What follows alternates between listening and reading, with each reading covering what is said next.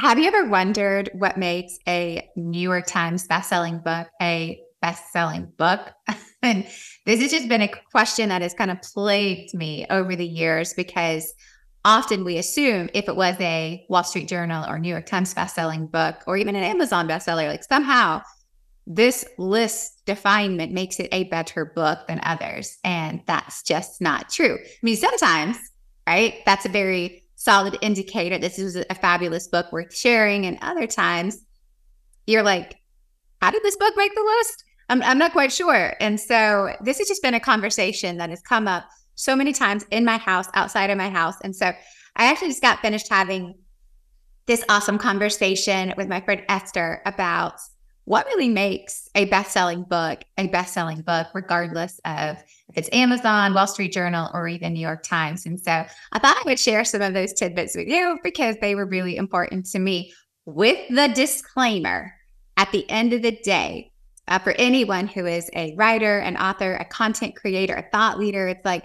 I just think this should go without saying that I do believe solely, wholeheartedly that knowing the amount of work that it takes to write a book and then edit it and then rewrite it and then edit again and then rewrite it again, like that's no small feat. So I know that at the heart, most authors, most people who have a message on their hearts are not doing this just to hit the list, right? Because the real benefit is a life changed, a life transformed, sometimes a life saved, because books have the power to do that. Words have the power to do that. And at the same time, we know that when you do hit a list, it creates a credibility factor, a shareability factor, just a component to it that helps you share it more, get it into the hands of more people, thus impact, change, transform, save more lives. So I don't want this to just be about, oh, like the only reason you write a book is if it's only good if it hits the list. That's clearly not the case because lots of not so good books hit the list and lots of incredible books never hit the list. Because at the end of the day, the end result, the most important, impactful thing is that you're doing this to make a difference in the lives of the readers. And knowing that if you do happen to hit a list with some strategy and a plan, which is what it takes, more people will get it. Thus, more people will be impacted. So let's just let that be what it is. And I just like knock something off my desk with my hands flailing. And then let's share some things around, okay, well, how do we then help it be a bestseller, whatever that means to you? So here's a couple of things I thought were really, really good. Is one, having great content is the prerequisite. It's the, payment for entrance. You got to have great content, but what is great content? And you got to think about it like this, and think about great content as content that you can remember, internalize, and then share. That's great content. It's simple in terms of its ability to be internalized and then regurgitated back out into the public.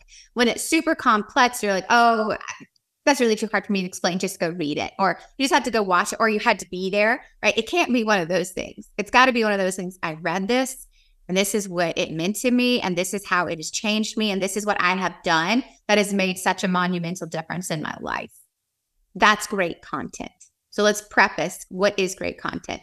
Number two is you got to have a platform. You've got to have people that are already coming alongside with you on this journey. And that's a really important part of this because although not every author is in the business of hitting the bestseller book or selling millions of books, publishers are. So if you want to work with a traditional publisher, a publishing house, they are in the business of publishing and making sure lots of books get sold. They don't necessarily sell them, but they want them to get sold, which is why they publish them. So you've got to treat this like I am building a business. Writing a book, launching a book is like building and launching a business. And that's worth noting. If you're not ready for that, you don't have time, capacity for that, then perhaps working with a traditional publishing house isn't the venue for you. If you don't want to hit a list and make this some sort of big part of your business, then self-publishing is an amazing route. And self-publishing today is extraordinarily amazing. Like truly, like it's not the self-publishing that it was 12 years ago. Like you can't even tell some of these self-publishing houses, you couldn't even tell that this was done self-published. They're really great. And so you've got to think about the intent of that, of knowing that if you're going after a traditional publisher, the intent is that you're going to hit the list and you're going to sell lots of copies. And in order to do that, you need a platform, right? You got to have a platform of fans, followers, customers that already know who you are and subscribe to the content that you're teaching. Then I love this. And I loved what Esther said. And she was like, you actually have to have a unique idea, right? Having great content is one thing, but it needs to be unique. It needs to be a creative idea or concept. What we would say is it's got to forward thought leadership.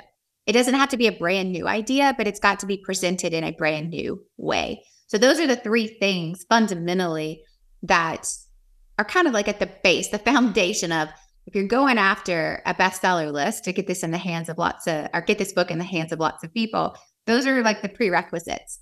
Then there was a few other things that I thought was really important. And she was like, just the bestseller list, just hitting the bestseller list on Amazon alone is its own algorithm and its own beast of just knowing what category listings to be in. And I'm going to tell you, go listen to my podcast interview with Esther.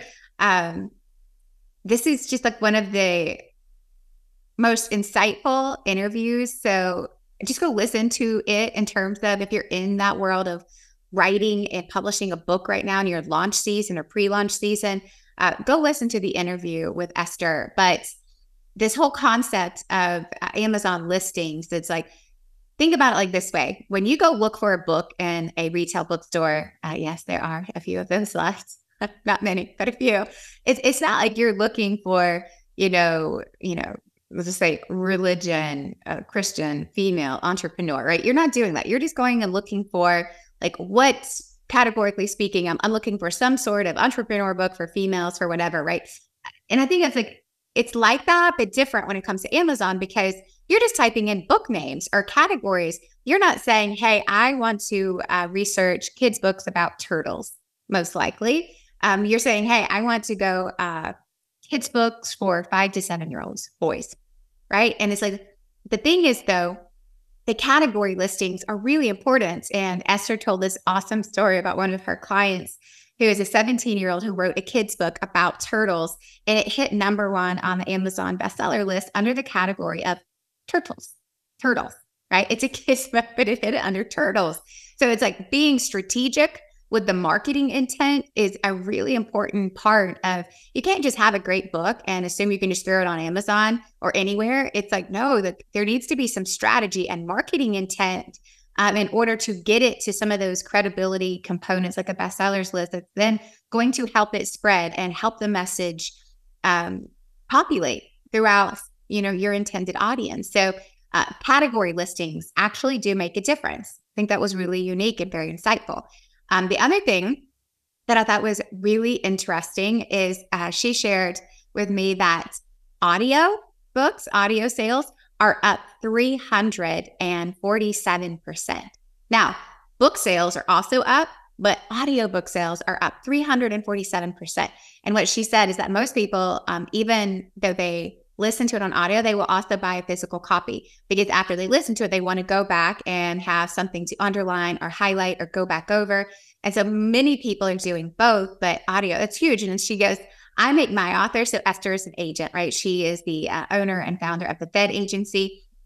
But she goes, I say that if you're going to write a book, you must do an audiobook. It's a prerequisite, right? You're doing it.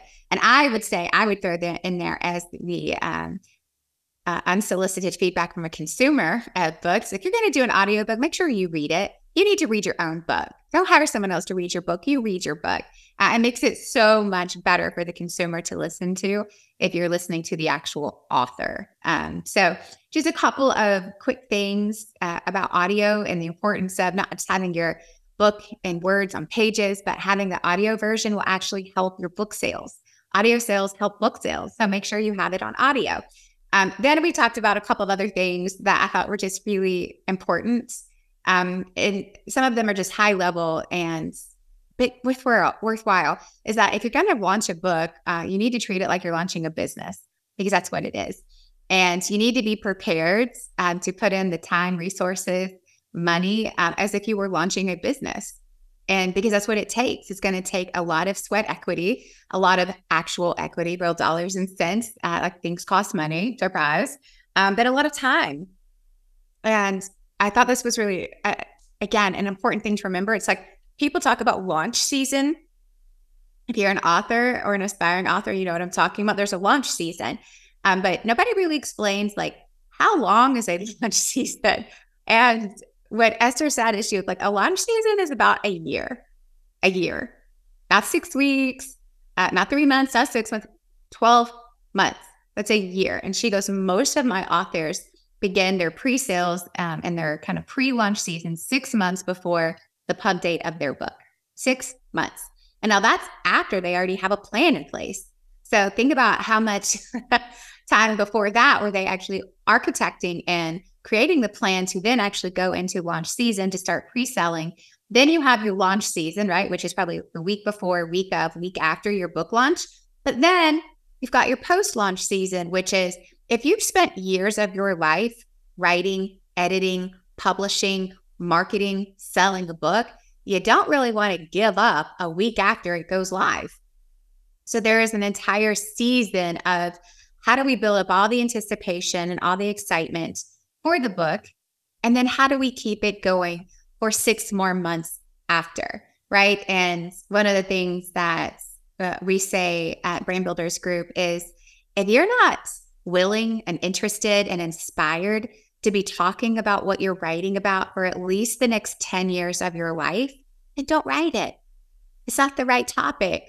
Find something else. Find something that you could talk about incessantly, naturally, organically, for at least 10 years. Now, that doesn't mean you won't write other books and talk about other things, but you got to love it so much that for the next 10 years, I would dedicate every conversation to this or for my life. Like I could be talking about this until the day that, I go to heaven. God brings me home. It's like I could talk about it forever.